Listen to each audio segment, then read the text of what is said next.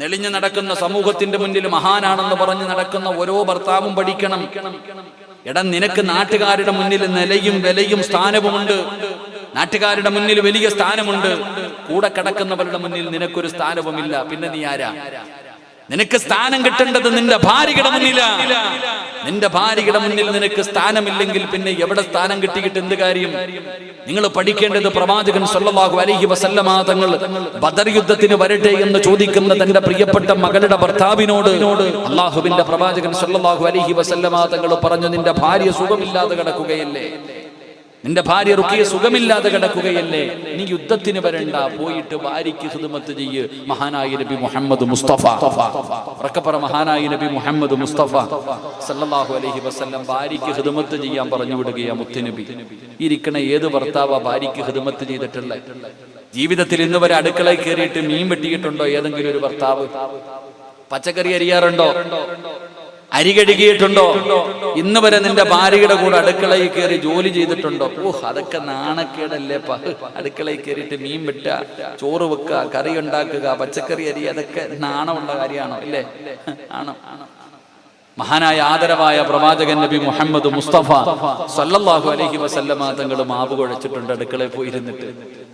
അള്ളാഹുവിന്റെ പ്രവാചകൻ പാത്രം കഴുകിയിട്ടുണ്ട്. ജീവിതത്തിൽ പാത്രം കഴുകിയിട്ടുണ്ടോ ഭർത്താക്കന്മാര്? അള്ളാഹു ഈമാൻ നൽകുമാറാകട്ടെ. ഇങ്ങനെ നിങ്ങളുടെയൊക്കെ ഭർത്താക്കന്മാർ അടുക്കളയിൽ വന്ന് ജോലി ചെയ്യാറുണ്ടോ? ആകാശത്ത് നോക്കിയിരിക്കുക അല്ലേ? ഉസ്താദ് വന്ന് പറഞ്ഞു കൊടുക്കുന്നു. ആരാ സഹോദര? നമ്മുടെയൊക്കെ ജീവിതം നമ്മൾ മനസ്സിലാക്കേണ്ടത് അത് വീട്ടിലെ യന്ത്രം വാടകയ്ക്ക് മേടിച്ചുകൊണ്ടിട്ടിരിക്കുക.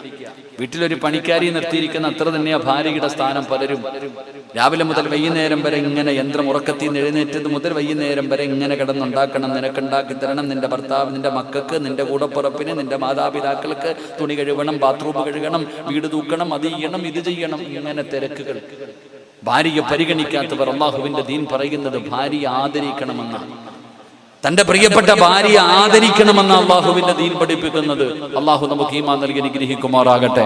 അള്ളാഹു നമ്മുടെ കുടുംബ ജീവിതത്തിൽ ഖൈറും ബറക്കത്തും നൽകുമാറാകട്ടെ. ആമീൻ പറ. പെണ്ണ് കെട്ടാത്തവര് പറയണ്ട, കെട്ടിയവര് പറ. വേണമെങ്കിൽ പറഞ്ഞാ മതി. ഇല്ലെങ്കിലേ എടുത്ത് കണ്ടില്ലേ, ഓരോ വാർത്തകൾ കണ്ടില്ലേ? ഒരു മനുഷ്യൻ പട്ടിണി കിടന്നാ മരിച്ചുപോയത്. പെണ്ണും പിള്ളേ മക്കളില്ലാത്ത മനുഷ്യനല്ല. ആലോചിക്കണം നമ്മൾ നല്ലതുപോലെ. അള്ളാഹു നമ്മുടെ ഭാര്യമാരെ സ്വാലിഹത്തുകളാക്കി തരുമാറാകട്ടെ, സ്വർഗത്തിലും ജോഡികളാക്കി തരുമാറാകട്ടെ. ആമീൻ പറ. ദുനിയാവിലെ ഭാര്യയെ സ്വർഗത്തിലും ഭാര്യയായിട്ട് കിട്ടണമെന്ന് ആഗ്രഹമുള്ള ഭർത്താക്കന്മാരൊക്കെ ഒന്ന് കൈപൊക്കിക്കേ. ഇത് ബാക്കിയുള്ളവരൊന്നും പെണ്ണ് കെട്ടിയിട്ടില്ല. സ്റ്റേജിൽ ഇരിക്കണവരൊക്കെ പൊക്കിക്കോ. പെണ്ണുപിള്ളമാര് ലൈവ് കാണുന്നുണ്ട്. പോകുമ്പോ ചോദിക്കുക, എല്ലാരും കൈപൊക്കി, നിങ്ങളെന്താ പൊക്കാഞ്ഞെന്ന്. അശ്രവിസ മേടിക്കേണ്ട, പാവം കുഴപ്പമില്ല. ഇരിക്കണ്ടില്ലേ? 10-40 വയസ്സുള്ള 3-4 മക്കളുള്ള പല ആണുങ്ങളും കൈവക്കിയില്ല. ഭാര്യ ഇല്ലാഞ്ഞിട്ടല്ല. ഉസ്താദേ, ഓളെ ഇവിടെ തന്നെ സഹിക്കാൻ പറ്റണില്ല, ഇനി സ്വർഗത്തിലും ഉണ്ടോന്ന് കഴിക്കണേ. നമ്മൾ ചിന്തിക്കണതാ. നമ്മൾ ചിന്തിക്കുന്ന എന്താ? പലരും ചോദിക്കുക, എന്തിനാ ഉസ്താദെ പെണ്ണ് കെട്ടണേ? അല്ലേ? ചെറുപ്പക്കാരൊക്കെ ചോദിക്കാറുണ്ട്, ഈ പെണ്ണുങ്ങളൊക്കെ ചോദിക്കാറുണ്ട്, എന്തിനാ ഉസ്താദെ എന്തിനാ ഉമ്മ എന്നെ കെട്ടിച്ചു വിടുന്നേ? എന്തിനാ ഉമ്മ എന്നെ കെട്ടിച്ചു വിടുന്നേ? ഇങ്ങനെ ചോദിക്കണ പെണ്ണുങ്ങളുണ്ട്. അല്ല പറഞ്ഞ എന്തെന്നറിയോ? പെണ്ണ് കിട്ടിയ, പെണ്ണ് കല്യാണം കഴിച്ച എന്ത് കിട്ടുമെന്നറിയോ? അള്ളാഹുവിന്റെ പരിശുദ്ധമായ ഖുർആൻ പറയുന്ന വിവാഹം കഴിച്ചാൽ കിട്ടുന്ന പ്രതിഫലം സമാധാനം കിട്ടുമെന്ന് അള്ളാഹുവിന്റെ വിശുദ്ധമായ ഖുർആൻ. അള്ളാഹു ഈമാൻ നൽകുമാറാകട്ടെ. പെണ്ണ് കെട്ടിയ എന്ത് കിട്ടും? കല്യാണം കഴിച്ച എന്ത് കിട്ടും? ഉറക്കപ്പറ, എന്ത് കിട്ടും? സമാധാനം കിട്ടും. എന്നാ ഉസ്താദെ ഞാൻ കല്യാണം കഴിച്ചത്? അന്നത്തോടെ എന്റെ സമാധാനം പോയെന്നാ നമ്മൾ പറയാ. ഞാൻ എന്നാണ് അന്നത്തോടുകൂടി എന്റെ സമാധാനം പോയി. അമിനത്ത, ഈ സാധനം എന്നാണ് എന്റെ കഴുത്തിൽ താലിയിട്ടത്? അന്നത്തോടുകൂടി എന്റെ കാര്യം പോയി. ഖുർആൻ പറയുന്നത് സമാധാനം കിട്ടുമെന്നാണ്. എന്നാൽ ജീവിതം കൊണ്ട് നമ്മൾ പഠിച്ചത് സമാധാനം ഇല്ല എന്നാണ്. എന്തുകൊണ്ടാണ്? ഒരിക്കലും ഖുർആൻ പറഞ്ഞത് തെറ്റാവില്ലല്ലോ. നമ്മൾ മനസ്സിലാക്കേണ്ടത് അള്ളാഹുവിന്റെ ഖുർആൻ പറയുന്നത് ഒരിക്കലും തെറ്റൂല. അപ്പൊ നിന്റെ ജീവിതം തലതിരിഞ്ഞു പോയത് സീരിയൽ കാണുന്നത് പോലെ നിന്റെ ജീവിതത്തെ കാണുന്നത്. അതുകൊണ്ടാണ് എന്റെ പ്രിയപ്പെട്ടവരെ, ഈ ദുനിയാവിന്റെ തൊലിക്ക് മുകളിൽ കുടുംബ ജീവിതത്തിനെ പോലെ ആനന്ദമുള്ള ഒന്നും ഈ ദുനിയാവിലില്ല. നമ്മൾ മനസ്സിലാക്കേണ്ടതാണ്. നമ്മൾ വിചാരിക്കുക ഏറ്റവും വലുത് സ്വർഗമാണ്, ഇല്ലേ?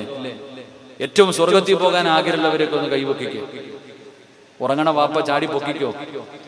അരക്കയ്യന്മാരെ ഒന്നും അല്ല അവിടെ കയറ്റത്തില്ല. പൊക്കണമെങ്കിൽ നല്ലതുപോലെ പൊക്കിക്കോ. അല്ല കരുണയുള്ളവനെ ചിലപ്പോ ഈ പൊക്കിയതിന്റെ പേര് സ്വർഗം തന്നാലും ഒന്ന് പൊക്കിക്കേ. നിങ്ങളെങ്ങനെ പോണോ? സ്വർഗത്തിൽ പോകാൻ ആഗ്രഹമുള്ള താത്താമാരൊക്കെ ഒന്ന് കൈവക്കിക്കുക. വടയും മോതിരൊക്കെ ഇങ്ങനെ തരണം കേട്ടോ. അതിപ്പോ കൊണ്ടുപോയിട്ട് കാര്യമൊന്നും ഇല്ലല്ലോ. പക്ഷെ അതങ്ങ് ഊരി തന്നിട്ട് പൊക്കോ. അള്ളാഹു ഭാഗ്യം തരുമാറാകട്ടെ, അള്ളാഹു ഭാഗ്യം തരുമാറാകട്ടെ. ആദം നബി അലൈഹിസ്സലാമിനെ അള്ളാഹു സൃഷ്ടിച്ചു. ഒരു ഭാര്യയും ഭർത്താവും പഠിക്കുക. ആദം നബി അലൈഹിസ്സലാമിനെ അള്ളാഹു സൃഷ്ടിച്ചിട്ട് ആദം നബിയെ സ്വർഗത്തിലേക്ക് കടത്തിവിട്ടു. ആദം നബി സ്വർഗത്തിലൂടെ ഇങ്ങനെ അടിച്ചു പൊളിച്ചു നടക്കാൻ, തിന്നാനും കുടിക്കാനൊക്കെ ഉണ്ടല്ലോ, ഇങ്ങനെ നടക്കാൻ. അള്ളാന്റെ സ്വർഗത്തിലൂടെ ആദം നബി ഇങ്ങനെ അടിച്ചു പൊളിച്ച് നടക്കുന്നുണ്ട്. ഓഹ് റബ്ബേ, പറയുമ്പോ തന്നെ കൊതിയാകുന്ന സ്വർഗം. അപ്പൊ ആദം നബി സ്വർഗത്തിലൂടെ ഇങ്ങനെ സുഖിച്ച് നടക്കുന്നുണ്ട്. അപ്പൊ ഒരിക്കൽ നോക്കിയപ്പോ ആദം നബിയുടെ മുഖത്തൊരു സന്തോഷമില്ല. സ്വർഗത്തിൽ കൂടെ നടന്നിട്ട് അള്ളാന്റെ സ്വർഗത്തിലൂടെ നടക്കുന്ന ആദം നബിയുടെ മുഖത്തൊരു സന്തോഷം കാണാതെ വന്നപ്പോ അള്ളാഹു ചോദിച്ചു, അത്രേ ആദവേ, എന്തേ നിനക്ക് പറ്റിയേ? എന്തേ മുഖത്തൊരു സന്തോഷമില്ലാത്തത്? അള്ളാഹുവെ, എന്തോ ഒരു കുറവുള്ളതുപോലെ. ആദം നബി പറഞ്ഞെന്താ? എന്തോ ഒരു കുറവുള്ളതുപോലെ, ഒറ്റയ്ക്ക് നടന്നിട്ടൊരു സുഖമില്ല. നമ്മുടെ ജീവിതത്തിലെ ഏറ്റവും വലിയ മോഹം സ്വർഗത്തിൽ പോകണമെന്നാ. കാരണം ഹദീസിലൂടെ ഉസ്താദന്മാര് സ്വർഗം എന്താന്ന് പറഞ്ഞു തന്നിട്ടുണ്ട്. അത് കേട്ടിട്ട് നമ്മൾ ആഗ്രഹിക്കണം. ആദം നബി സ്വർഗത്തിലൂടെ നടന്നു പോയിട്ട് ആദം നബി പറയണ, ഒറ്റയ്ക്ക് നടന്നിട്ടൊരു സുഖമില്ല. ഹവ്വാ റളിയല്ലാഹു തആല അൻഹുവിനെ കൊടുത്തപ്പോഴാ ആദം നബി പറഞ്ഞു, ഇപ്പോഴാ ഹാപ്പി ആയത്. അപ്പൊ എന്താ പഠിക്കണ്ടേ? എടാ, കൂടെ പെണ്ണുമ്പിള്ള ഉണ്ടെങ്കിലേ അതിലൊരു സന്തോഷമുള്ളൂ. ഒരു ഭാര്യയും ഭർത്താവും തമ്മിലുള്ള ജീവിതത്തിനേക്കാൾ സുഖമുള്ള ഒന്നും ഈ ലോകത്തില്ല എന്ന് ഈ ചരിത്രം പഠിപ്പിക്കുന്നില്ലേ? പിന്നെ ഭാര്യയും ഭർത്താവും അത് അടിയൊക്കെ കൂടും. സ്നേഹമുള്ളിടത്തല്ലേ അടി കൂടത്തുള്ളൂ. അഭിനയിക്കുന്നവർ തമ്മിൽ എന്തടി? എടാ, സ്നേഹമുള്ളിടത്ത് അടി കൂടും, വഴക്കൂടും. അല്ലാണ്ട് ചട്ടിയും കലവാകുമ്പോ തട്ടിയും മുട്ടിയൊക്കെ കിടക്കും. അടിയൊക്കെ ഉണ്ടാകണം വല്ലപ്പോഴും. നബി സല്ലല്ലാഹു അലൈഹി വസല്ലമ തങ്ങളുടെ ജീവിതത്തിൽ ഇതൊക്കെ ഉണ്ടായിരുന്നല്ലോ. ആയിഷ ബീബി റളിയല്ലാഹു തആല അൻഹയും പ്രവാചകനും വഴക്കൂടിയിട്ടുണ്ട്, പിണങ്ങിയില്ലേ? പഠിക്കേണ്ടത് എവിടാ? ഉമർ ഇബ്നുൽ ഖത്താബ് റളിയല്ലാഹു തആല അൻഹു രാജ്യം ഭരിച്ചുകൊണ്ടിരിക്കുമ്പോൾ ഒരു ചങ്ങാതി പീഡനം സഹിക്കാൻ പറ്റണില്ല. ഭാര്യയുടെ പീഡനം സഹിക്കാൻ പറ്റണില്ല. അത്രയ്ക്കും പീഡനം സഹിക്കാൻ പറ്റാതെ ഖലീഫയോട് പരാതി പറയാൻ രാത്രി വരിക. ഇശാ കഴിഞ്ഞിട്ട് ഉമർ ഇബ്നുൽ ഖത്താബ് റളിയല്ലാഹു തആല അൻഹുവിനോട് തന്റെ ഭാര്യയെ കുറിച്ച് പരാതി പറയാൻ വേണ്ടി ചങ്ങാതി വന്നപ്പോ അവിടെ ബദർ യുദ്ധം നടക്കുക വീടിനകത്ത്. ഉമർ തങ്ങളെ നിർത്തിപ്പൊരിക്കുക ഭാര്യ. ഈ സാധുവായ മനുഷ്യൻ അല്ല പടപേടിച്ച് പന്തളത്ത് പോയപ്പോ പന്തം കൊളുത്തി പറയണ പോലെ ഈ ചങ്ങാതി മിണ്ടാതെ ഇറങ്ങിപ്പോയി. ഉമർ തങ്ങളെ വിളിച്ച്, ഭാഗ്യ വാപ്പ, എന്തെങ്കിലും വന്നിട്ട് തിരിച്ചു? ഒന്നുമില്ല. എന്റെ ചങ്ങായി പറ. എന്റെ ഭാര്യ എന്നോട് കിടന്ന് ചാടുന്നത് പറയാൻ വേണ്ടിയാ ഞാൻ ഇവിടെ വന്നപ്പോ സുബ്ഹാനല്ലാഹ്, അതിനെക്കാളും വലുതാ മിണ്ടാതെ പോയതാ. നീ പറയുന്ന നിന്റെ ഭാര്യ പാത്രം എറിഞ്ഞു പൊട്ടിച്ചെന്ന് ആയിഷ ബീവി എറിഞ്ഞു പൊട്ടിച്ചില്ല, പിന്നല്ലേ നിന്റെ ആമീന? ആയിഷ ബീവി റളിയല്ലാഹു തആല അൻഹ കറിയും പാത്രം എടുത്ത് എറിഞ്ഞ ഏറ് എവിടെ പോയി കിടന്ന് പൊട്ടിയെ നമുക്കറിയാലോ. ചരിത്രം അങ്ങനെ പറയുന്നത്. നബിയും ആയിഷ ബീവി റളിയല്ലാഹു തആല അൻഹും പിണങ്ങിയിട്ടില്ലേ? പിണങ്ങും. പക്ഷെ നമ്മുടെ പിണക്കത്തെ പോലല്ല. പിണങ്ങിക്കഴിഞ്ഞാൽ തീർക്കണം. ഒരിക്കൽ പിണക്കം നീണ്ടുപോയെന്നാ ബോറടിക്കണുണ്ടാ? ഒരിക്കൽ ആയിഷ ബീവിയും റസൂലുള്ളാഹി സ്വല്ലല്ലാഹു അലൈഹി വസല്ലമ തങ്ങളും തമ്മിലുള്ള പിണക്കം നീണ്ടുപോയി. മധ്യസ്ഥ പറയാൻ വേണ്ടി അബൂബക്കർ സിദ്ദീഖ് റളിയല്ലാഹു തആല അൻഹു കടന്നു വന്നു. ഭാര്യയും ഭർത്താവും പിണങ്ങിക്കഴിഞ്ഞ പിന്നെ മധ്യസ്ഥ വേണമല്ലോ. അങ്ങനെ അബൂബക്കർ തങ്ങൾ വീട്ടിലേക്ക് വന്നു. നബി സല്ലല്ലാഹു അലൈഹി വസല്ലമ തങ്ങൾ പറഞ്ഞു, ആയിഷ, നിനക്ക് പറയാനുള്ളതൊക്കെ പറ. പഠിക്കേണ്ടത് ഇവിടെ. നമ്മൾ അങ്ങനല്ല. പെണ്ണുമ്പിള്ളയുടെ വീട്ടുകാർക്ക് സംസാരിക്കാൻ അവകാശമില്ല. കെട്ടിയവന്റെ വീട്ടുകാർ പറയും, പെണ്ണുമ്പിള്ള വീട്ടുകാർ കേട്ടോണം. നബി സല്ലല്ലാഹു അലൈഹി വസല്ലമ തങ്ങൾ പറഞ്ഞ, ആയിഷ, നിനക്ക് ആദ്യം എന്താ പറയേണ്ടത്? ഈ പറഞ്ഞോളാം.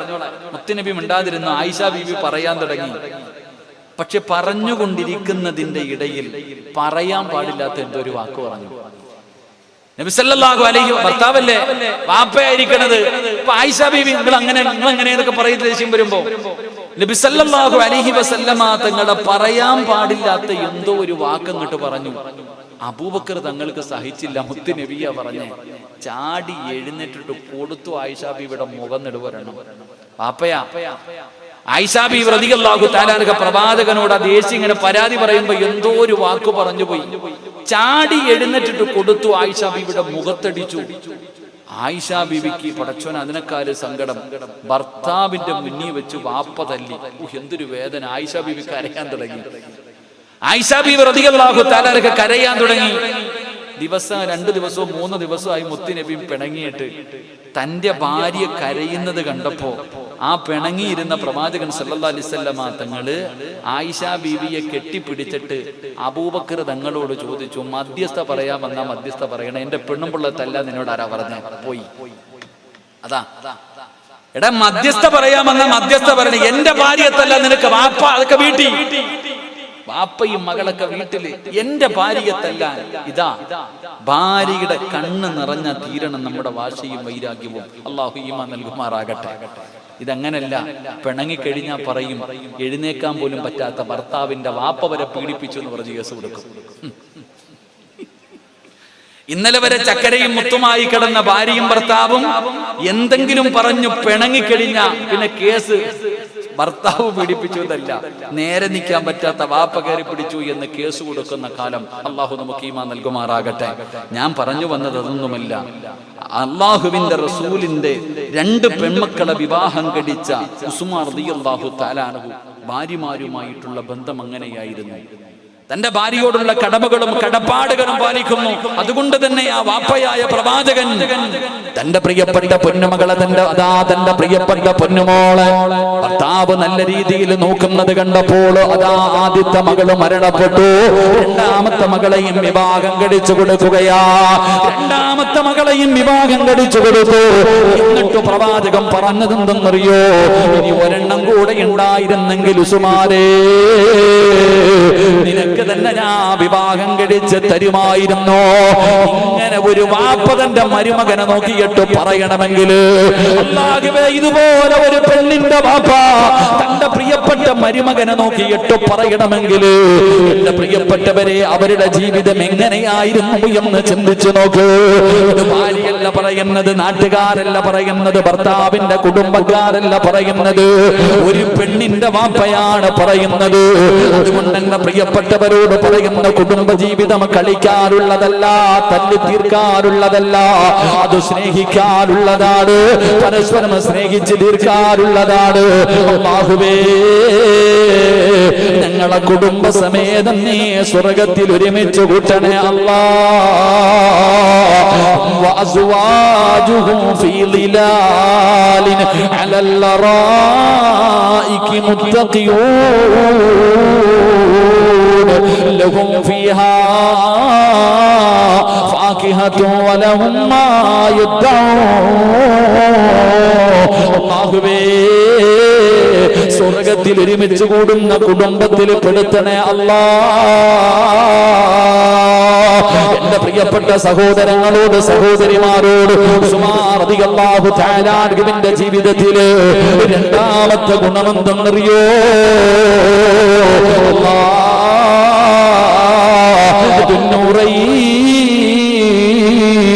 ലോകത്ത് കടന്നു വന്ന പ്രവാചകന്മാരുടെ പെൺമക്കളിൽ നിന്ന് 2 പേര് വിവാഹം കഴിച്ച ലോകത്തെ ഏക വ്യക്തി മഹാനായ സയ്യിദുനാ ഉസ്മാൻ ഇബ്നു അഫ്ഫാൻ റളിയല്ലാഹു തആല അൻഹുമാണ്. 3ാമത്തെ ഗുണമെന്തെന്നറിയോ? ഒരുപാട് സമ്പത്ത് ഉണ്ടായിരുന്ന സ്വഹാബിയ, അല്ലാഹു ഒരുപാട് സമ്പത്ത് കൊടുത്ത സ്വഹാബിയ. അല്ലാഹു കൊടുത്തത് അല്ലാഹുവിന് ഇഷ്ടമുള്ള വഴിയിൽ കൊടുക്കാൻ ഉസ്മാൻ തങ്ങൾക്ക് വല്ലാത്ത ഇഷ്ടമായിരുന്നു.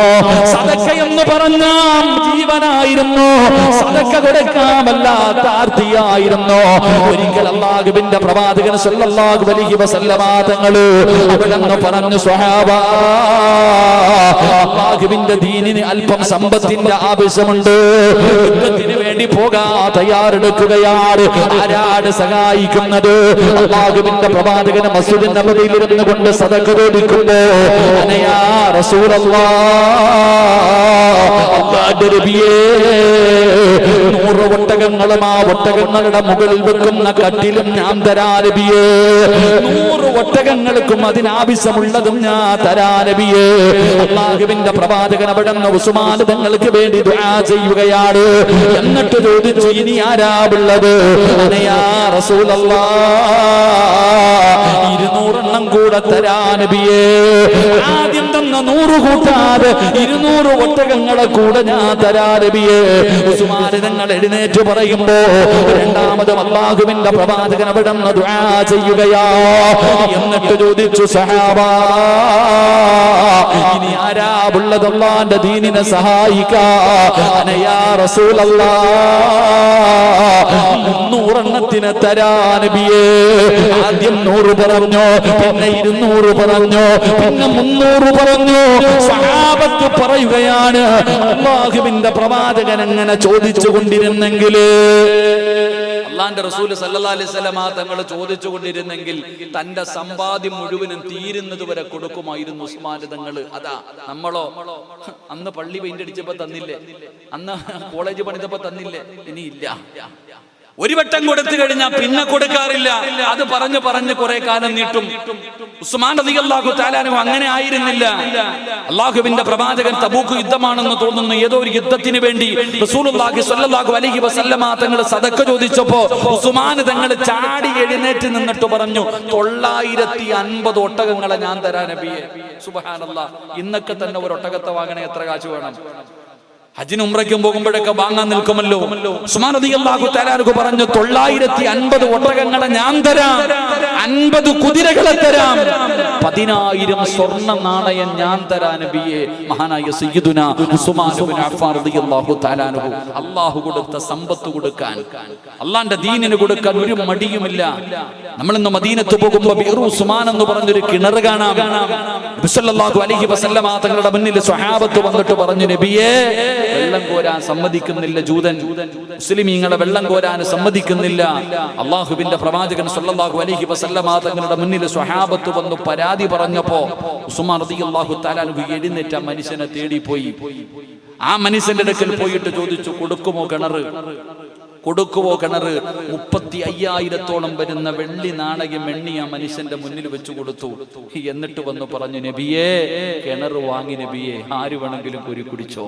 മഹാനായ സയ്യിദുനാ ഉസ്മാൻ ഇബ്നു അഫ്ഫാൻ റളിയല്ലാഹു തആല അൻഹു മക്കത്തും മദീനത്തും മസ്ജിദ് നബവിക്ക് വേണ്ടിയും എന്തിനാ പരിശുദ്ധമായ കഅബാലയം, ആ കഅബാലയത്തിന്റെ പുനർനിർമ്മാണവുമായി ബന്ധപ്പെട്ട് ആ കഅബാലയം വിപുലീകരിക്കുന്നതിന് വേണ്ടി സ്ഥലം വേണമായിരുന്നു.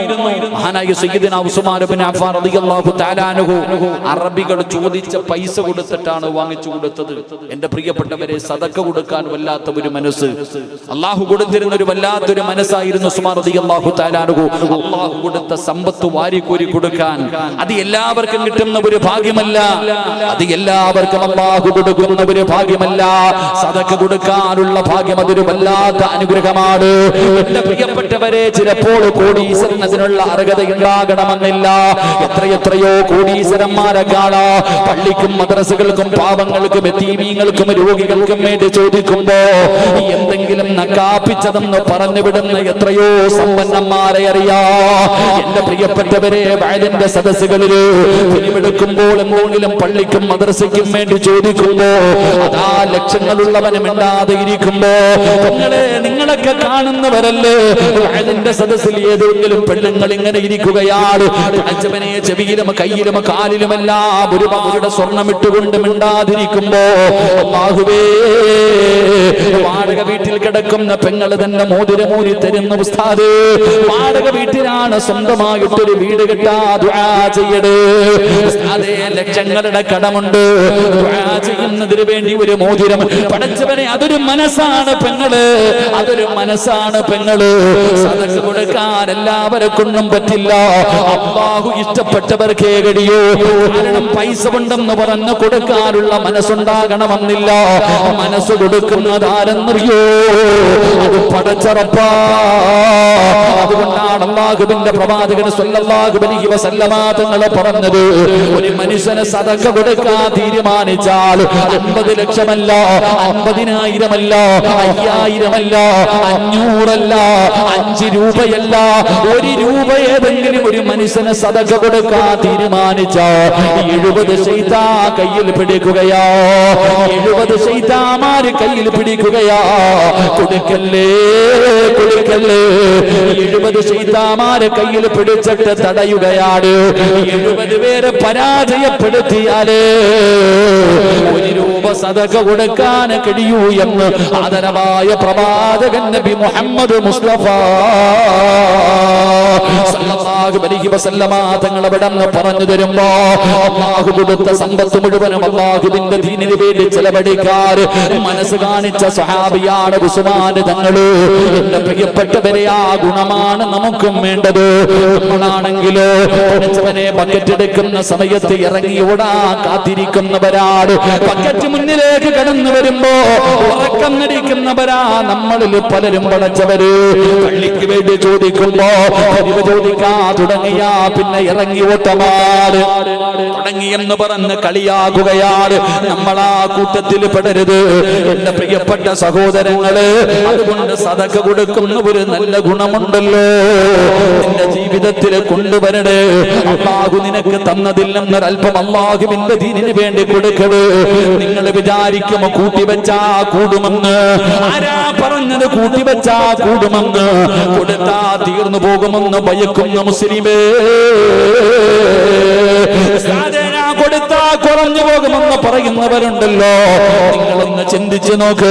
കൊടുത്താ കുറഞ്ഞു പോകണമെങ്കിൽ മഹാനായ ഇസ്മായിൽ നബി അലൈഹിസ്സലാമിന്റെ കാലിട്ടടിച്ച സ്ഥലത്ത് നിന്നാണല്ലോ സംസം വെള്ളമുണ്ടായത്.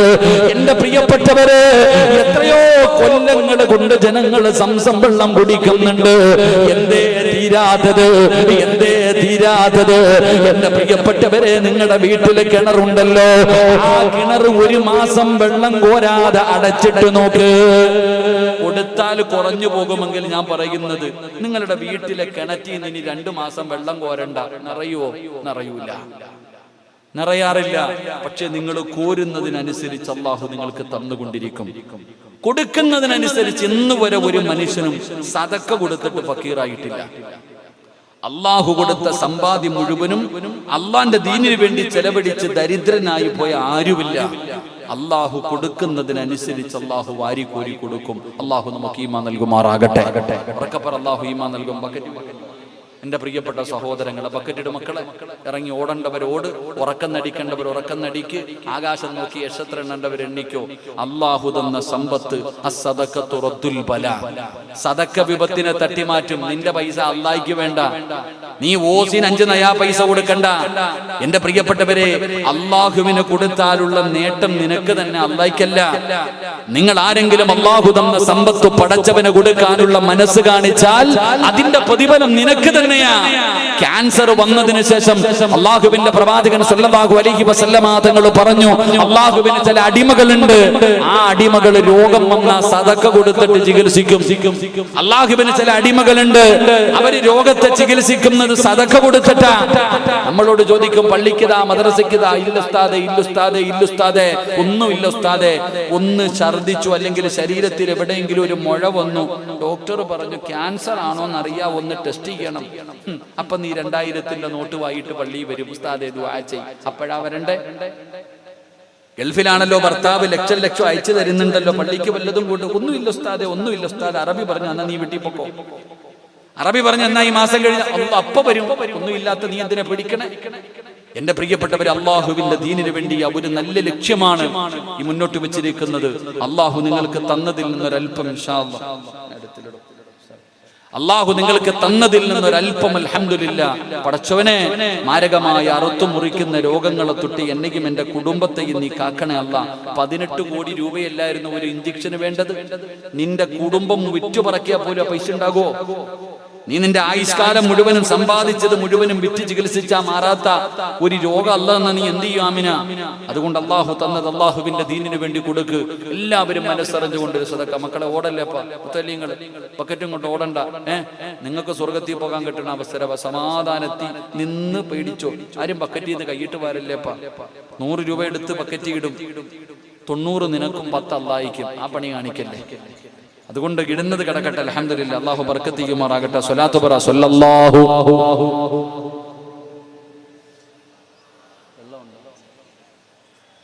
സല്ലല്ലാഹു അലാ മുഹമ്മദ് സല്ലല്ലാഹു അലൈഹി വസല്ലം.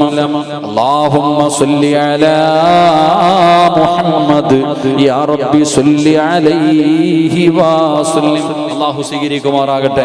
എൻ്റെ പ്രിയപ്പെട്ട സഹോദരങ്ങളെ, മഹാനായ സയ്യിദുനാ ഉസ്മാൻ ഇബ്നു അഫ്ഫാൻ റളിയല്ലാഹു തആല അൻഹുവിന്റെ ജീവിതത്തിലെ മൂന്നാമത്തെ ഗുണം, അല്ലാഹു കൊടുത്ത സമ്പത്ത് അല്ലാഹുവിന്റെ ദീനിനു വേണ്ടി കൊടുക്കാൻ വല്ലാത്ത ആഗ്രഹമായിരുന്നു. 4 അല്ലാഹനെ വല്ലാത്ത പേടിച്ചിരുന്ന സ്വഹാബി, അല്ലാഹനെ വല്ലാത്ത പേടിയ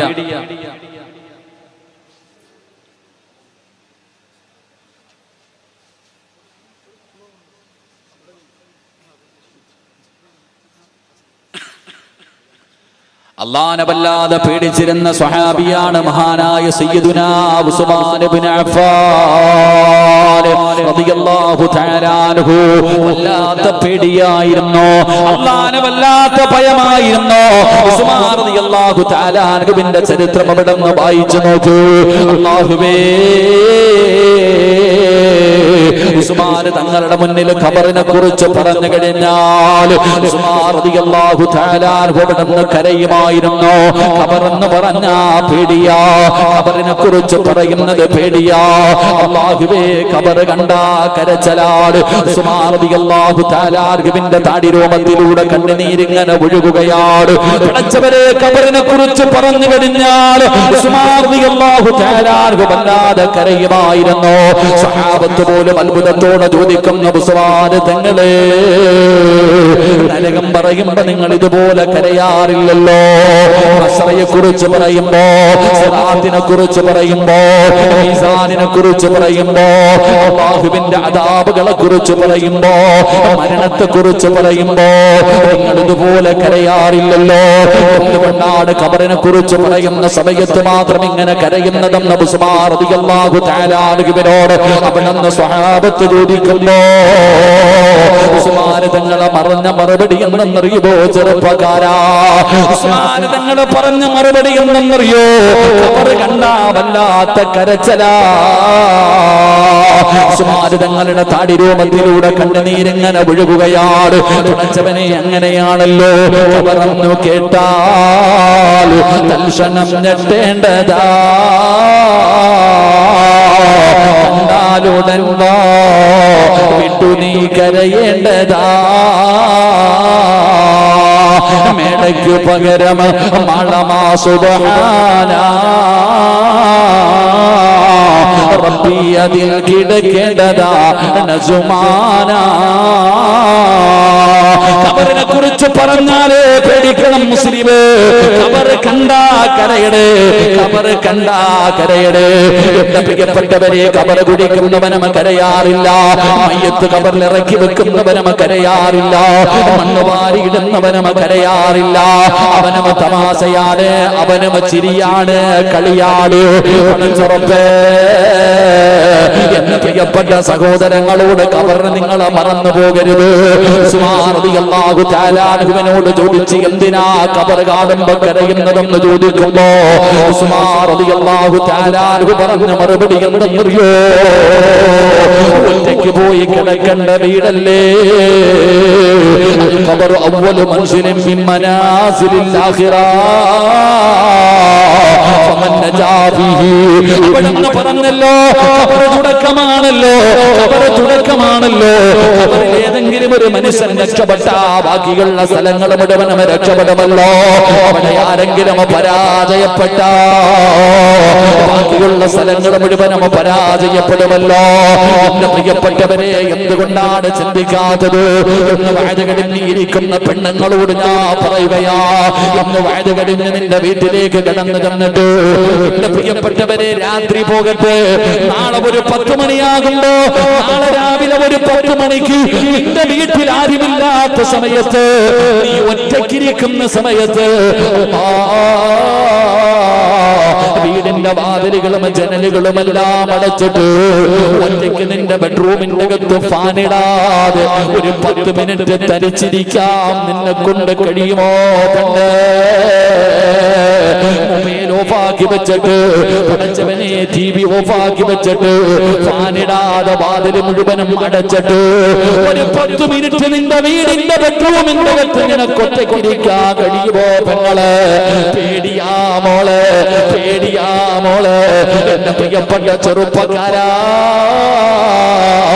ചാലിയം പള്ളിയിൽ കബറ് കുടിച്ചിട്ടുണ്ടെങ്കിൽ, ഇവിടത്തെ പള്ളിയിൽ കബറ് കുടിച്ചിട്ടുണ്ടെങ്കിൽ, നാളെ 10 മണിയാകുമ്പോ നിനക്കൊന്ന് പോകാൻ പറ്റുമോ? ഒറ്റയ്ക്ക് പള്ളിപ്പറമ്പിൽ പോയിട്ട് ആ കുടിച്ചിട്ടിരിക്കുന്ന കബറിന്റെ ചാരത്ത് പോകടാ. കബറിനകത്തിറങ്ങാ ധൈര്യമുണ്ടോ? കബറിനകത്ത് കിടക്കാ ധൈര്യമുണ്ടോ? മോനെ, പള്ളിപ്പറമ്പിലെ കബറിന്റെ ചാരത്ത് പോയി നിന്നിട്ട് കബറിന്റെ ആഴമ സോദരാ നീ നോക്ക്. അതിൽ നിന്ന് മെല്ലെ ഇറക്കലും വന്നോർക്ക്. ഇതുപോലെ ജീവിത കാലമില്ലൊരുക്കുണ്ട്, കുലുസായതും കണ്ടിട്ടുമുണ്ടോ പണ്ട്. പോയിരിക്ക് ചെറുപ്പക്കാരാ, എന്റെ പ്രിയപ്പെട്ടവരോട് പറയുകയാണ്, ഉസ്താദേ നന്നാകണമെന്ന് ആഗ്രഹമുണ്ട്, നന്നാകണമെന്ന് ആഗ്രഹമുണ്ട്, എനിക്ക് പറ്റുന്നില്ല എന്ന് പറയുന്ന ചെറുപ്പക്കാരാ, കണ്ണുകുടി മാറ്റണം ഉസ്താദ്, ചാവടിക്കുന്നത് മാറ്റണം ഉസ്താദ്, 5 നേരം പള്ളിയിൽ വന്ന് നിസ്കരിക്കണം ഉസ്താദ്, എന്റെ പ്രായം എനിക്ക് കുറയായല്ലോ, നന്നാകണമെന്നുണ്ട്, പറ്റുന്നില്ല എന്ന് പരാതി പറയുന്നവരോട് 5 നയാ പൈസയുടെ ചെലവില്ലാതെ നന്നാകാനുള്ള ഒരു വഴി പറഞ്ഞു തരട്ടെ. 1 രൂപയുടെ ചെലവില്ല, ഒരു കഷ്ടപ്പാടുമില്ല, ഒരിടക്കലും പോകണ്ട, ഒരു ഡോക്ടറെയും കാണണ്ട. നിന്റെ എല്ലാ ദുശീലങ്ങളും മാറാനുള്ള ഒരു എളുപ്പവഴി ഞാൻ പറഞ്ഞു തരട്ടെ. ആദരവായ പ്രവാചകൻ നബി മുഹമ്മദ് മുസ്തഫ സല്ലല്ലാഹു അലൈഹി വസല്ലമ തങ്ങളുടെ മുന്നിൽ അബൂദർ എന്ന് പറയുന്ന ചെറുപ്പക്കാരൻ കടന്നു വരികയാ. അബൂദർ റളിയല്ലാഹു തആല അൻഹു അല്ലാഹുവിന്റെ പ്രവാചകന്റെ ചാരത്ത് വന്നിട്ട് ചോദിക്കുന്നു, നബിയേ യാ റസൂലല്ലാഹ്, പ്രവാചകരെ എനിക്ക് നന്നാകണം നബിയേ, എനിക്ക് നന്നാകണം നബിയേ, എനിക്കൊരു വഴി പറഞ്ഞു തരുമോ നബിയേ? ആരാ അബൂദർ? കഞ്ചാവടിക്കുന്നവനല്ല, കണ്ണു കുടിക്കുന്നവനല്ല, വ്യഭിചരിക്കുന്നവനല്ല, നിസ്കരിക്കാത്തവനല്ല. ആരാണ് അബൂദർ എന്നറിയോ? അബൂദർ എന്ന് പറയുന്ന സ്വഹാബിയുടെ സ്ഥാനം അറിയുമോ? ഒരിക്കൽ അല്ലാഹുവിന്റെ പ്രവാചകനും ജിബ്രീൽ അലൈഹിസ്സലാം രണ്ടുപേരും കൂടെ സംസാരിച്ചു കൊണ്ടിരിക്കുമ്പോ അബൂദർ എന്ന് പറയുന്ന പാവപ്പെട്ട സ്വഹാബി അല്ലാഹുവിന്റെ പ്രവാചകന്റെ മുന്നിലൂടെ നടന്നു പോവുകയാ. ദരിദ്രനായ പാവപ്പെട്ടവനായ അബൂദർ അല്ലാഹുവിന്റെ പ്രവാചകന്റെ മുന്നിലൂടെ ജിബ്രീലിന്റെ മുന്നിലൂടെ നടന്നു പോകുമ്പോ ജിബ്രീൽ എന്ന് പറയുന്ന മലക്ക് ചോദിക്കുകയാ, യാ റസൂലല്ലാഹ്, അല്ലാഹുവിന്റെ നബിയേ, ആ പോകുന്നത് അബൂദറല്ലേ നബിയേ? ആ പോകുന്നത് അബൂദറല്ലേ നബിയേ? അല്ലാഹുവിന്റെ പ്രവാചകനോട് ജിബ്രീൽ എന്ന് പറയുന്ന മലക്ക് പേര് പറഞ്ഞിട്ട് ചോദിക്കുമ്പോ അല്ലാഹുവിന്റെ റസൂലിന് പോലും അത്ഭുതമാവുകയാ. അല്ലാഹുവിന്റെ റസൂലിന് പോലും അത്ഭുതമാവുകയാ. ജിബ്രീല്, അബൂദറാണെന്ന് നിനക്കാരാ പറഞ്ഞു തന്നത്? അത് അബൂദറാണെന്ന് നിനക്ക് എങ്ങനെ അറിയാ? എന്റെ അബൂദറിന് പരിചയമുണ്ടോ? എന്റെ അബൂദറിന് നിനക്ക് പരിചയമുണ്ടോ? യാ റസൂലല്ലാഹ്, ഇന്നഹു ലഫീ മലകൂതി സമാവാതി സബ്ഉ അശ്റു ഫിൽ അർളി. ഈ ഭൂമിയിലുള്ള ജനങ്ങൾ അബൂദറിനെ അറിയുന്നതിനേക്കാളും നല്ലതുപോലെ 7 ആകാശത്തിലുള്ള മലക്കുകൾക്ക് പോലും ആ ചെറുപ്പക്കാരനെ അറിയാം. അല്ലാഹുവിന്റെ മലക്കുകൾക്ക് പരിചയമുള്ള സ്വഹാബിയാണ് മഹാനായ അബൂദർ റളിയല്ലാഹു തആല അൻഹു. ആ അബൂദറാണ് അല്ലാഹുവിന്റെ റസൂലിനോട് ചോദിക്കുന്നത്, യാ റസൂലല്ലാഹ്, നന്നാകാനൊരു വഴി പറഞ്ഞു തരുമോ? നന്നാകാനൊരു വഴി പറഞ്ഞു തരുമോ? അല്ലാഹുവിന്റെ റസൂല് പറഞ്ഞത് എന്തെന്നറിയോ? നന്നാകാൻ ആഗ്രഹമുണ്ടോ? ചാലിയം പള്ളിയുടെ ഖബർസ്ഥാനിൽ പോകൂ. ചാലിയം പള്ളിയുടെ പള്ളിയുടെ ഖബർസ്ഥാനിൽ പോകെ നിന്റെ വാപ്പ കിടപ്പുണ്ടല്ലോ, നിന്റെ ഉമ്മ കിടക്കുന്നുണ്ടല്ലോ, നിന്റെ കൂടപ്പുറപ്പ് കിടക്കുന്നുണ്ടല്ലോ, നിന്റെ കുടുംബക്കാര് കിടക്കുന്നുണ്ടല്ലോ, നിന്റെ കൂട്ടുകാര് കിടക്കുന്നുണ്ടല്ലോ, നിന്റെ കാലം പ്രായം കുറഞ്ഞവരെ കിടക്കുന്നുണ്ടല്ലോ, ഈ ചാലിയത്തെ സമ്പന്നന്മാര് കിടക്കുന്നുണ്ടല്ലോ, ഈ നാട്ടിലെ കഥ, ഈ നാട്ടിലെ ഗുണ്ടകള് കിടക്കുന്നുണ്ടല്ലോ, ഈ നാട് മുഴുവനും വിറപ്പിച്ച പലരും ചാലിയം പള്ളിയുടെ പള്ളിപ്പറമ്പിലെ മണ്ണിനടിയിൽ കിടക്കുന്നുണ്ട്. അവന്റെ തലച്ചോറ് വളച്ചെടുത്തിട്ട് അവന്റെ തലയുടെ മുകളിൽ നട്ടുവെച്ചിരിക്കുന്ന ആ ചെടികൾ പോലും നിന്നോട് കഥ പറഞ്ഞു തരും ചെറുപ്പക്കാരാ. അവിടെ പോയൊരു 10 മിനിറ്റ് നിന്നാ നിനക്ക് പേടിയാടാ, ഒറ്റയ്ക്ക് പോകാ പേടിയാ, ഒറ്റയ്ക്ക് പോകാ പേടിയാ. ഞങ്ങൾക്ക് പള്ളിപ്പറമ്പിലെ ഖബറിന്റെ ചാരത്ത് പോകാൻ പറ്റില്ലല്ലോ, വീട്ടിൽ പോകാൻ പറ്റില്ലേ പെങ്ങള്? ഈ ചാലിയത്തിന്റെ പരിസരത്ത്, നിന്റെ വീടിന്റെ പരിസരത്ത് ഏതെങ്കിലും ഒരു പെണ്ണു മരിച്ചാൽ മരണ വീട്ടിൽ പോയിട്ട് ചോദിക്കണം, മയ്യത്ത് കുളിപ്പിക്കുന്നത് എവിടെയാ, മയ്യത്ത് കുളിപ്പിക്കുന്നത് എവിടെയാ? ആ പെണ്ണിന്റെ ജനാസ കുളിപ്പിക്കാൻ എടുത്തു വെച്ചാൽ ഒന്ന് കേറണേ പെങ്ങളെ. മയ്യത്ത് കുളിപ്പിക്കുന്ന സ്ഥലത്ത് കിടന്നു ചെന്നാൽ ആ കിടക്കുന്ന പെണ്ണിനെ നിനക്ക് കാണാൻ പറ്റിയ നിന്റെ എല്ലാ ദുശീലങ്ങളും മാറുകയാ.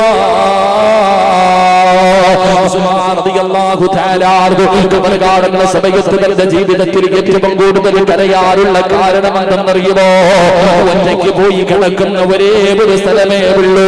ദുനിയാവിലെ മാതാപിതാക്കളുണ്ട്, കൂടപ്പുറപ്പുകളുണ്ട്, കുടുംബക്കാരുണ്ട്, കൂട്ടുകാരുണ്ട്. നാളെ പരലോകത്ത് കടന്നു ചെല്ലുമ്പോ എല്ലാവരും ഉണ്ട്. സ്വർഗത്തിലാണെങ്കിൽ അവിടെയും ആളുണ്ട്, നരകത്തിലാണെങ്കിലും അവിടെ ആളുണ്ട്. പക്ഷേ ചാലിയം പള്ളിയിലെ പള്ളിപ്പറമ്പിൽ നീ ഏകനാ. വാപ്പ വരില്ലല്ലോ, ഉമ്മ വരില്ലല്ലോ, ഭാര്യമക്കള് വരില്ലല്ലോ, കുടുംബക്കാര് വരില്ലല്ലോ. മൂക്കിന്റെ ദ്വാരം പഞ്ഞി കൊണ്ടടയ്ക്കുന്നേ, കാണേണ്ടവർ കണ്ടോ ഇതാ പൊതിയുന്നേ. മയ്യത്തുകട്ടിൽ തോളിലേക്കുയരുന്നേ, പുരയ്ക്കുള്ളിലെപ്പോൾ രോദനം ഉയരുന്നേ. അരുമക്കിടാങ്ങൾ വാപ്പയെ വിളിക്കുന്നേ, അതിനുത്തരം നൽകാതെ നീ കിടക്കുന്നേ. അല്ലാഹുവേ, അല്ലാഹുവേ, 3 കച്ചം വെള്ള തുണിയിൽ പൊതിഞ്ഞത് ചാലിയം പള്ളിയിൽ നിന്ന് കൊണ്ടുവന്ന മയ്യത്ത് കെട്ടിലിന്റെ മുകളിലേക്ക് നിന്നെടുത്ത് മലർത്തി കിടത്തിയിട്ട് ആ ജനാസ ഉയർത്തുമ്പോ മരണ വീട്ടിലെ ഏറ്റവും കൂടുതൽ കരച്ചിൽ കേൾക്കുന്ന സമയമാ.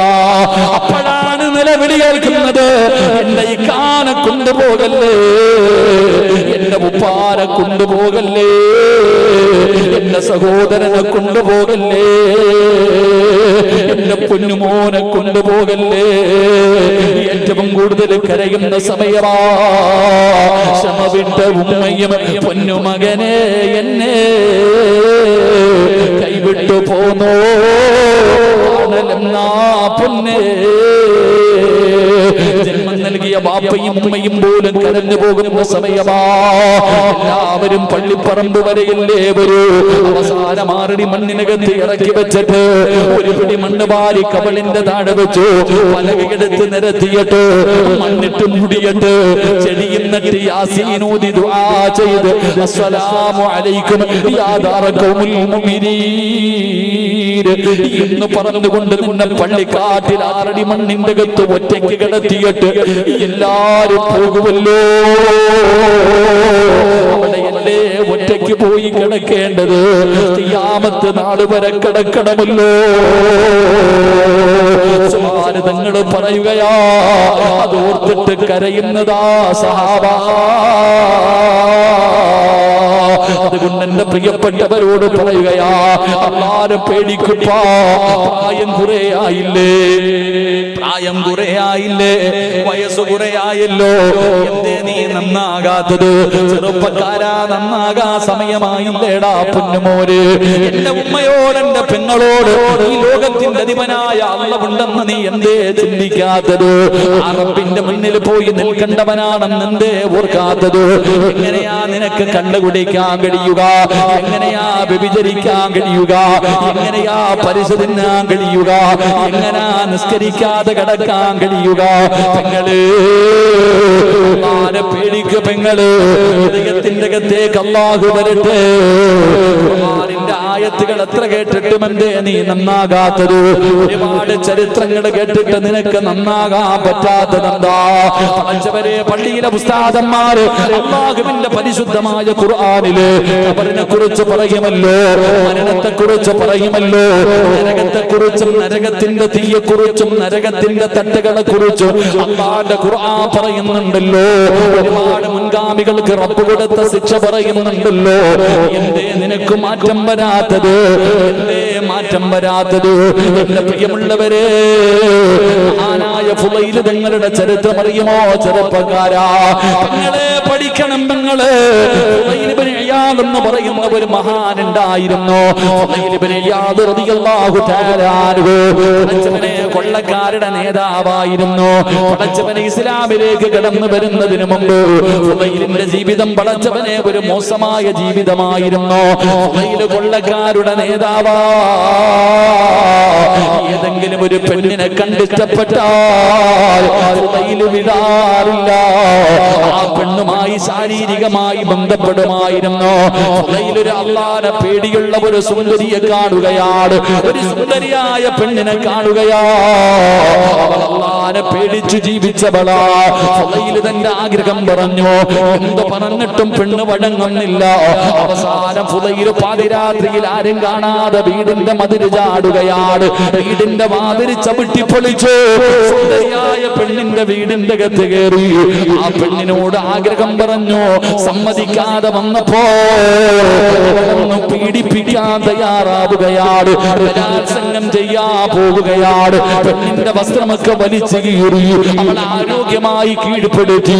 അവസാനം ആ പെണ്ണിന്റെ ശരീരത്തിന്റെ മുകളില് തന്റെ കാലുകൾക്കിടയില് ഫുളൈൽ വ്യഭിചരിക്കാനുള്ള തയ്യാറെടുപ്പ് നടത്തുമ്പോ അടുത്ത വീട്ടിൽ ഖുർആൻ ഓതുന്നത് കേൾക്കുകയാ. അടുത്ത വീട്ടിൽ ഖുർആൻ ഓതുന്നത് കേൾക്കുകയാ.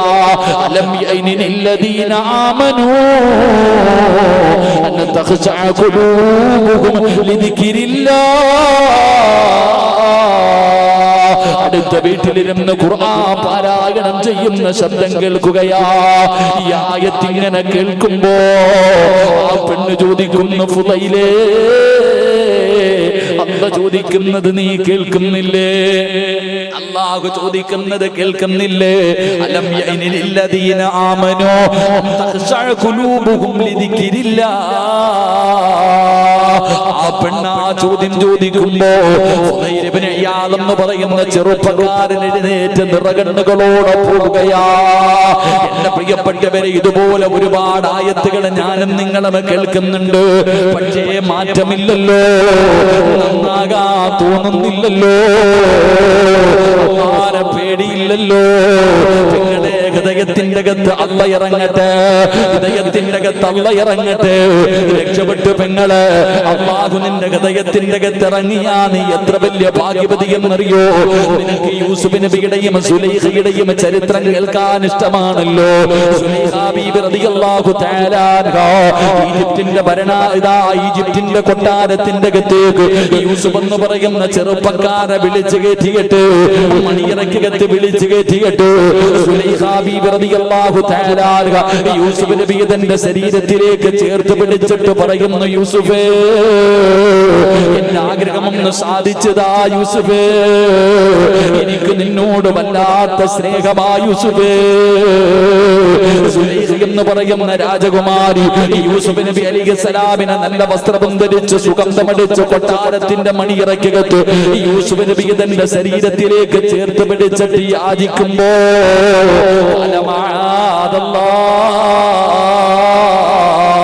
സുലൈഖ, എനിക്ക് അല്ലാഹുവിനെ പേടിയാ സുലൈഖ. യൂസുഫ് നബി തെള്ളിയിട്ട് ഇറങ്ങി ഓടുമ്പോ സുലൈഖ ഓടുകയാ. രാജാവിന്റെ കൊട്ടാരത്തിലെ പെണ്ണല്ലേ യൂസുഫ് നബിയുടെ പുറകെ ഓടുകയാണ്. യൂസുഫ് നബിയുടെ വസ്ത്രം പിടിച്ച് വലിച്ചു കീറുകയാ. നിനക്ക് ചരിത്രമറിയുമല്ലോ, എങ്കിലാ സുലൈഖയുടെ അവസാനം നീ എന്തുകൊണ്ടേ പഠിക്കാത്തത്? എന്റെ പ്രിയപ്പെട്ട പെങ്ങള്, യൂസുഫ് നബി അലൈഹിസ്സലാം ഈജിപ്തിന്റെ ഭരണാധികാരിയായി. ഈ സുലൈഖ ബീബി റളിയല്ലാഹു തആല അൻഹയെ വിവാഹം കഴിച്ചു. പക്ഷേ മണിയറക്കകത്ത് കടന്നു ചെല്ലുമ്പോ സുലൈഖ സഹകരിക്കുന്നില്ല. യൂസുഫ് നബിയോടൊപ്പം സഹകരിക്കാതെ വന്നപ്പോ സുലൈഖ ബീബി റളിയല്ലാഹു തആല അൻഹയോട് യൂസുഫ് നബി അലൈഹിസ്സലാം ചോദിച്ചു, സുലൈഖ നിനക്കെന്ത് പറ്റി സുലൈഖ? അല്ലാഹു ഹറാമാക്കിയ കാലത്ത് എന്നോടുള്ള സ്നേഹം കാരണം എന്നെ കേറി പിടിച്ചവളല്ലേ സുലൈഖ? എന്നോട് യാചിച്ചവളല്ലേ സുലൈഖ?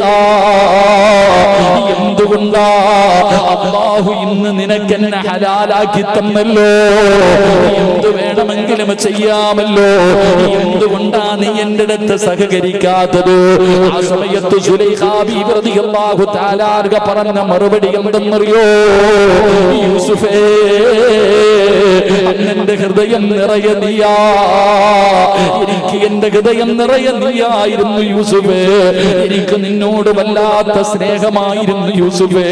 അതുകൊണ്ടാ ഞാൻ അന്ന് നിന്നെ കേറി പിടിച്ചത്. പക്ഷേ ഇന്നെന്റെ ഹൃദയത്തിന്റെ അകത്ത് നീയല്ല യൂസുഫേ, അല്ലാഹുവാണ് യൂസുഫേ. എന്റെ ഹൃദയം നിറയെ അല്ലാഹുവാ. അതുകൊണ്ടാണ് എനിക്ക് നിന്നോട് സഹകരിക്കാൻ കഴിയാത്തതെന്ന് സുലൈഖ ബീബി റളിയല്ലാഹു തആല അൻഹ പറഞ്ഞെന്ന് ചരിത്രം പറയുമ്പോ കേറിക്കഴിഞ്ഞാൽ അങ്ങനെയാ, അല്ല കേറിക്കഴിഞ്ഞാൽ അങ്ങനെയാ. അതുകൊണ്ട് എന്റെ പ്രിയപ്പെട്ടവരോട് പറയുകയാ, അല്ലാഹുവിനെ പേടിച്ചോ, അല്ലാഹുവിനെ പേടിച്ച് ജീവിച്ചോ.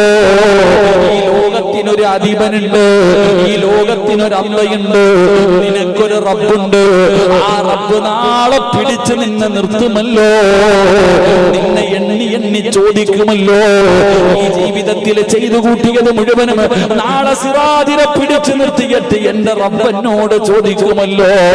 ആയുസ് എങ്ങനെ ചെലവഴിച്ചു, യുവത്വം എങ്ങനെ ചെലവഴിച്ചു, സമ്പത്ത് എങ്ങനെ ഉണ്ടാക്കി, എങ്ങനെ ചെലവഴിച്ചു, അല്ലാഹുവേ റബ്ബനോട് ചോദിക്കുമല്ലോ. അതുകൊണ്ട് ഹസിബൂ ഖബല അൻ തുഹാസബൂ, വിചാരണ കടന്നു വരുന്നതിന് മുമ്പ് സ്വന്തമായിട്ടൊന്ന് ചിന്തിക്കുന്നത് നല്ലതാ. അതുകൊണ്ട് എന്റെ പ്രിയമുള്ളവര്, ഉസ്മാൻ റളിയല്ലാഹു തആല അൻഹു അല്ലാഹുവിനെ വല്ലാത്ത പേടിയാ, അല്ലാഹുവിനെ വല്ലാത്ത പേടിയായിരുന്നു. പടച്ചവനെ ഭയന്ന് ജീവിച്ചിരുന്ന സ്വഹാബിയാണ് ഉസ്മാൻ ഇബ്നു അഫ്ഫാൻ റളിയല്ലാഹു തആല അൻഹു. അതുകൊണ്ട് എന്റെ പ്രിയമുള്ളവര്, മഹാനവരുടെ ജീവിതത്തിലെ നാലാമത്തെ ഗുണം അല്ലാഹുവിനെ വല്ലാത്ത പേടിയാ. അല്ലാഹുവേ നിന്നെ കുറിച്ചുള്ള ഭയം ഞങ്ങളുടെ ഹൃദയത്തിൽ നീ നിറച്ചു തരണേ അല്ലാഹ്.